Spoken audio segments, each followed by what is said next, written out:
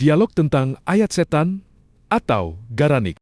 Salman mendatangi Ustadz Hamzah dengan membawa sebuah buku sejarah. Ustaz, saya sedang membaca buku sejarah tentang masa awal dakwah di Mekah.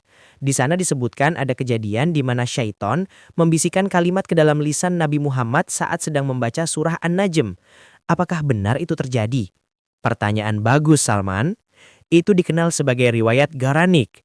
Ringkasnya, dikisahkan bahwa ketika Nabi membaca ayat 19 dan 20 dari surah An-Najm tentang berhala Lata, Uzza, dan Manat, syaitan menyisipkan kalimat, itulah burung-burung Garanik yang tinggi, dan syafaatnya benar-benar diharapkan.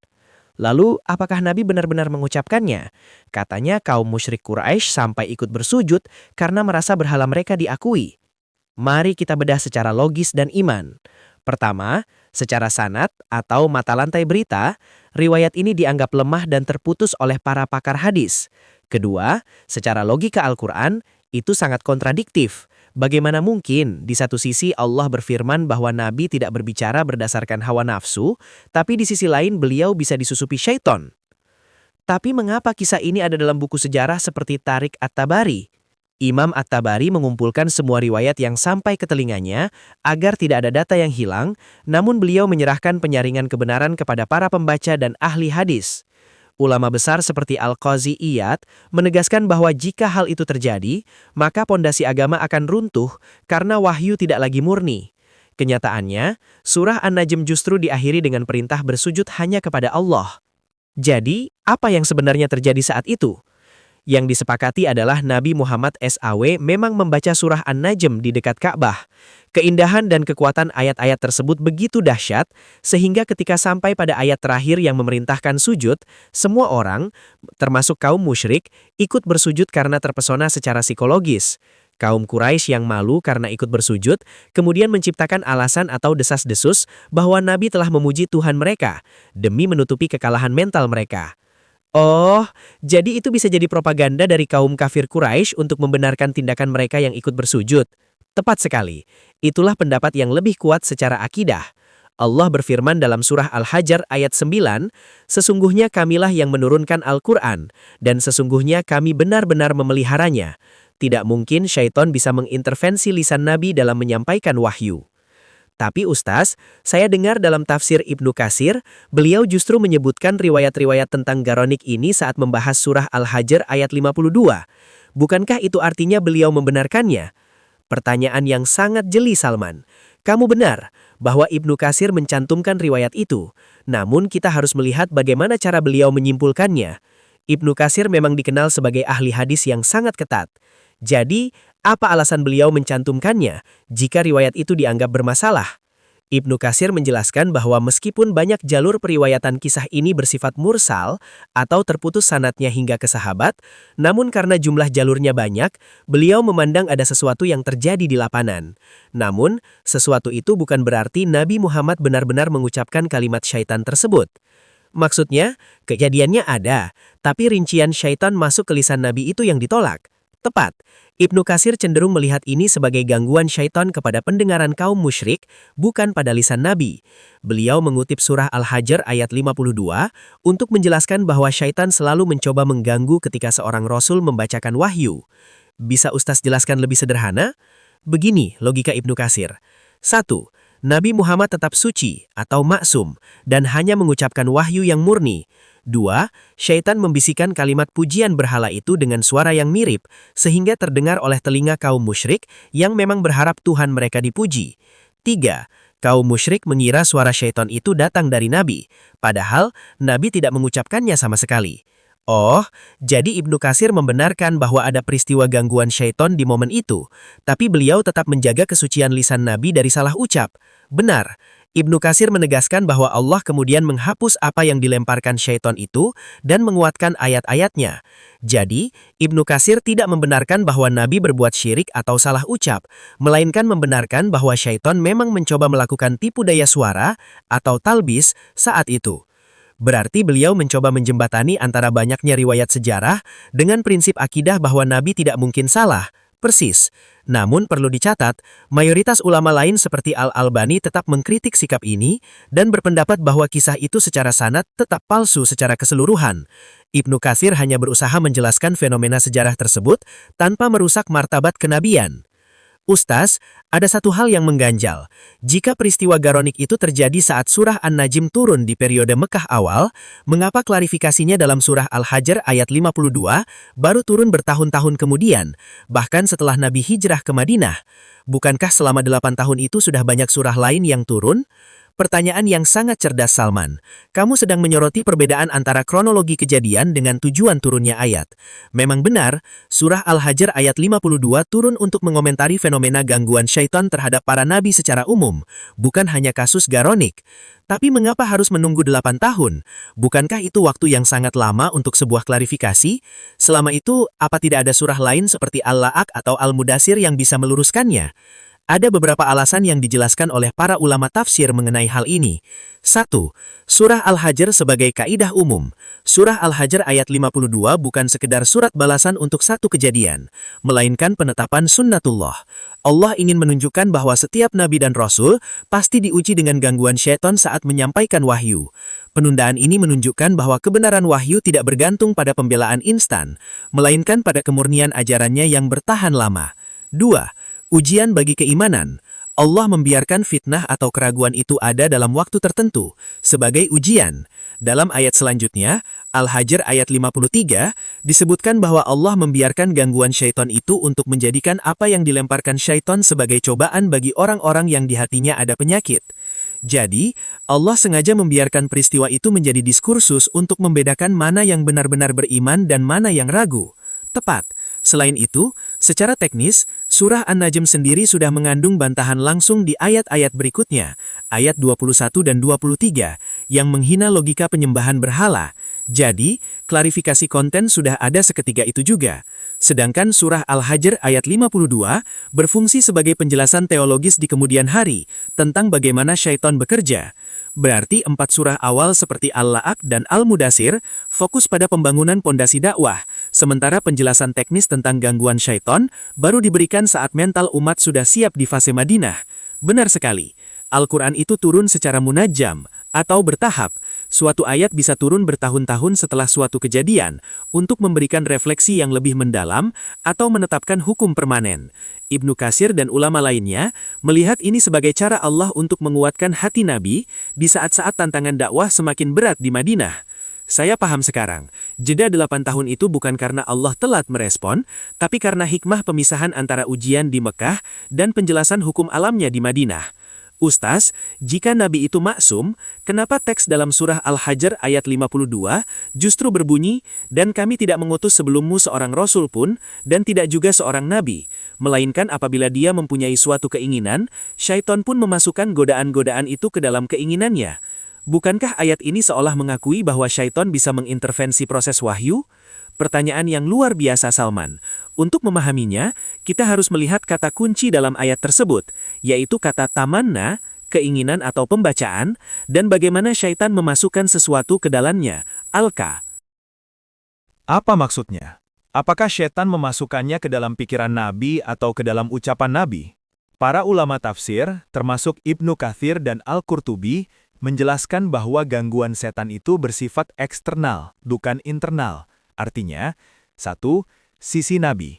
Nabi sedang fokus membacakan wahyu dengan murni. 2. Sisi setan. Setan mencoba melemparkan suara atau gangguan di sela-sela bacaan tersebut agar orang yang mendengar menjadi bingung. Jadi, gangguan itu terjadi pada jalur komunikasi di udara, bukan pada sumber transmisi atau hati dan lisan Nabi. Tapi kenapa Allah membiarkan itu terjadi kalau Nabi harus dijaga? Justru ayat itu berlanjut dengan jawaban, tetapi Allah menghilangkan apa yang dimasukkan oleh setan itu, dan Allah menguatkan ayat-ayatnya. Ini adalah bukti dari sifat maksum. Maksum bukan berarti setan tidak mencoba mengganggu, tapi maksum berarti setan tidak akan pernah berhasil merusak wahyu karena Allah langsung bertindak menghapusnya. Jadi maksud gangguan di sini lebih kepada upaya setan untuk mengacaukan konsentrasi pendengar. Tepat. Mari kita gunakan logika. Jika seorang guru sedang mengajar di kelas, lalu tiba-tiba ada pengacau di luar jendela yang berteriak menyisipkan kata-kata konyol di tengah penjelasan guru, apakah guru itu salah? Tidak. Penjelasan guru tetap benar, tapi pendengar mungkin terganggu. Itulah yang dilakukan setan. Lalu kenapa ayat itu menyebutkan hal ini terjadi pada semua nabi?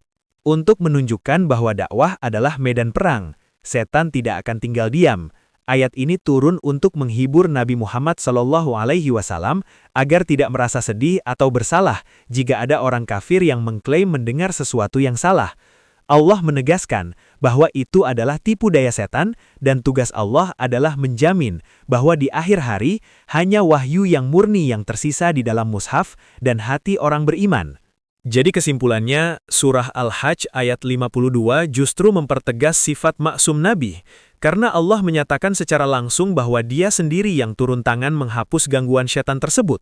Benar sekali, sifat maksum bukan berarti Nabi hidup dalam bola kaca, di mana setan tidak berani mendekat. Tapi maksum adalah garansi dari Allah bahwa sejauh manapun setan mencoba mengganggu, Allah akan menjamin keaslian wahyunya tetap utuh sampai ke tangan kita sekarang. Ustadz, saya menemukan dua hadis yang membuat saya bingung. Pertama, dalam Sunan Abu Daud nomor 3627, seolah disebutkan ada patung dan anjing di rumah Nabi sehingga Jibril tidak mau masuk. Kedua, dalam Sahih Bukhari nomor 5075, disebutkan Nabi menyuguhkan makanan kepada Zaid bin Amr yang merupakan daging yang disembelih untuk berhala. Bagaimana ini menjelaskan gelar Al-Amin beliau? Mari kita bedah satu persatu dengan tenang Salman, ini adalah masalah pemahaman teks dan kronologi. Dalam hadis Abu Daud tersebut, Jibril memang berkata tidak masuk ke rumah Nabi karena ada patung dan anjing. Tapi perhatikan kelanjutannya, apakah Nabi yang sengaja menyimpannya? Ternyata tidak. Patung itu adalah hiasan pada tirai milik Aisyah, dan anjing itu adalah anak anjing liar yang masuk dan bersembunyi di bawah tempat tidur tanpa sepengetahuan Nabi. Jadi itu bukan koleksi atau kesengajaan Nabi? Sama sekali bukan. Justru setelah diberitahu Jibril, Nabi memerintahkan untuk memotong kepala patung di tirai itu agar bentuknya menjadi seperti pohon, tidak menyerupai makhluk bernyawa, dan mengeluarkan anak anjing tersebut. Hadis ini justru menunjukkan bahwa Nabi sangat menjaga kesucian rumahnya, dan Allah langsung menegurnya lewat Jibril jika ada sesuatu yang tidak layak di rumah seorang Nabi. Lalu bagaimana dengan hadis Bukhari tentang Nabi menyuguhkan makanan daging yang disembelih untuk berhala kepada Zaid bin Amr? Bukankah itu berarti Nabi membawa daging sesembahan? Ini adalah poin yang sering disalahpahami karena terjemahan yang kurang teliti. Mari kita baca teksnya dengan cermat Salman. Peristiwa ini terjadi sebelum Nabi diangkat jadi Rasul. Saat itu, Nabi bertemu Zaid bin Amr, yaitu seorang penganut tauhid murni atau Hanif. Lalu siapa yang menyuguhkan daging itu? Dalam teks Bukhari disebutkan, Quddimat ilan nabiyyi, disuguhkan atau dihidangkan kepada Nabi. Artinya, Nabi adalah orang yang diberi hidangan oleh orang lain, kaum Quraisy. Kemudian, Nabi menyuguhkannya kepada Zaid. Namun, Zaid menolak sambil berkata, "Aku tidak memakan apa yang kalian sembelih di atas berhala-berhala kalian." Jika Zaid saja tahu itu daging berhala, kenapa Nabi tidak tahu? Disinilah letak kemuliaannya. Para ulama menjelaskan dua hal. Pertama, Nabi Muhammad juga tidak memakan daging itu. Beliau hanya menawarkan apa yang dihidangkan orang kepadanya sebagai bentuk sopan santun tamu. Kedua, Zaid bin Amr berbicara kepada kaum Quraisy dengan kata kalian, bukan menuduh Muhammad yang menyembelihnya. Justru setelah kejadian itu, Nabi Muhammad semakin yakin bahwa tradisi kaumnya, yaitu menyembelih untuk berhala, adalah salah. Nabi Muhammad secara fitrah memang membenci berhala, namun syariat detail, seperti larangan memakan daging yang disembelih bukan atas nama Allah, baru turun secara resmi setelah beliau jadi nabi. Jadi hadis ini justru menunjukkan bahwa sebelum jadi nabi pun, lingkungan beliau sudah diingatkan oleh orang-orang seperti Zaid, dan Nabi Muhammad sendiri tidak pernah tercatat menyembelih berhala. Betul. Ibnu Hajar al-Asqalani dalam Fathul Bari menjelaskan bahwa Nabi tidak pernah memakan daging yang disembelih untuk berhala. Kejadian dengan Zaid bin Amr itu adalah bagian dari proses Allah memantapkan hati Nabi sebelum turunnya wahyu. Saya mengerti. Jadi hadis-hadis ini, jika dibaca utuh, justru membuktikan penjagaan Allah atas Nabi, bukan malah merendahkan martabat beliau. Ustadz, saya cek lagi. Di Sunan Abu Daud, sepertinya disebutkan bahwa anak anjing itu milik Hasan atau Husain, kecucu Nabi. Berarti itu memang dipelihara di dalam rumah. Dan mengenai hadis Bukhari, saya kesulitan menemukan kata Quddimat ilan nabiyyi. Benarkah kata itu ada? Mari kita buka kitab aslinya bersama-sama, Salman. Ketelitianmu ini sangat saya hargai. Dalam riwayat tersebut, memang benar disebutkan bahwa anak anjing atau jirwan itu berada di bawah tempat tidur. Dalam beberapa riwayat tambahan, disebutkan itu adalah anak anjing yang masuk saat Hasan atau Hussein sedang bermain. Namun poin utamanya, Nabi Muhammad tidak mengetahuinya. Bagaimana bisa Nabi tidak tahu? Hadis itu menceritakan Jibril tertahan di luar. Nabi bingung mengapa Jibril tidak masuk. Lalu Nabi bertanya kepada Aisyah, apakah ada sesuatu di bawah tempat tidur? Lalu setelah diperiksa, barulah ditemukan anak anjing itu. Ini menunjukkan bahwa keberadaan anjing tersebut bukan atas izin atau keinginan Nabi, melainkan ketidaksengajaan anak-anak kecil, kecucunya, yang membawa masuk atau anjing itu menyelinap sendiri. Begitu Nabi tahu, beliau langsung memerintahkan anjing itu dikeluarkan dan tempatnya dipercikkan air. Lalu bagaimana dengan teks Bukhari itu, Ustadz? Di mana letak kata kuddimat ilan nabi'i? Silahkan lihat teks Arab aslinya. Saya kutipkan potongan kalimatnya. Annan Nabiyya sallallahu alaihi wasallam laqiya Zaid bin Amr bin Nufail bi asfali baldah qabla ay yanzila 'alan Nabiyyi sallallahu alaihi wasallam al-wahyu faquddimat ilan Nabiyyi sallallahu alaihi wasallam sufratan. Artinya, bahwa Nabi SAW bertemu Zaid bin Amr bin Nufail di daerah Baldah sebelum wahyu turun kepada Nabi SAW, lalu disuguhkan kepada Nabi SAW sebuah sufrah atau meja makan atau hidangan. Oh, jadi kata kuddimat di sana menggunakan bentuk pasif, majhul. Berarti ada pihak ketiga yang menyuguhkan makanan itu kepada Nabi. Benar sekali. Subjeknya tidak disebutkan, orang Quraisy secara umum. Jadi bukan Nabi yang menyembelih, bukan Nabi yang membawa daging itu dari rumah, tapi Nabi sedang bertamu atau berada di suatu tempat, lalu orang menghidangkan makanan kepadanya. Nabi kemudian menawarkan makanan yang dihidangkan kepadanya, itu kepada Zaid, sebagai bentuk keramahan tamu. Lalu apa reaksi Nabi setelah Zaid menolak karena itu sembelihan berhala? Dalam kelanjutan hadis, versi riwayat Ahmad dan jalur lain yang menguatkan, disebutkan bahwa setelah kejadian itu, Nabi Muhammad SAW tidak pernah lagi memakan daging yang disembelih untuk berhala hingga beliau diangkat jadi Nabi. Ini adalah cara Allah mendidik nabinya melalui perantara orang-orang Hanif seperti Zaid sebelum hukum syariat resmi turun. Jadi hadis ini justru menunjukkan kejujuran sejarah Islam. Ia mencatat masa-masa pencarian kebenaran Nabi sebelum wahyu, sekaligus membuktikan bahwa Nabi Muhammad selalu terbuka pada kebenaran bahkan sebelum beliau menerima nubuwah. Tepat.